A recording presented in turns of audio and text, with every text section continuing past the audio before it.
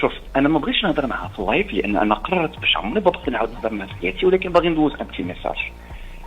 وانا هادشي راه الحماق، هادشي راه عيب وعار.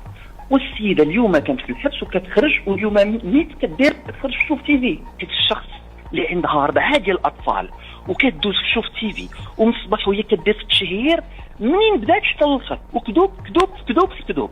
واش هي سمحت لي بعدا في شي حكايه؟ راه خديت البراءه ديالي اولا. ثانيا غير هذا الشيء كامل، واش عباد الله السيده خرجت اليوم من الحبس واليوم كدوز في شوف تي في. ولكن انت فين عندك المشكل؟ ندوز لكم عافاكم شوف تي في واحد الرساله. ولكن انت دابا السؤال دابا انت دابا فهمت. انا ذاك النهار راني دزت عند سميتو المدير السي دريس الله يجازيه بخير واستقبلني وهضرت معاه بهذه الطريقه وفهمني. وراه كتخرجوا، راه خرجتوا على عائله. ما فكرتيش لولادك انت ملي تابعتي الام ديالهم وملي دوزت 3 شهور ديال الحبس وما سمحتيش لها؟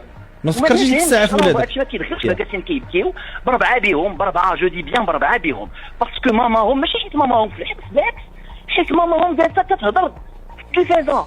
راه عندك حق تجاوبي، عندك حق تجاوبي السكينه. سيده مهندسه معماريه، سيده دكتوره، اش خاصها باش دير هاد الشوهه كامله؟ واش تموت ولادك الحبس؟ واش هذا هو اللوجيك؟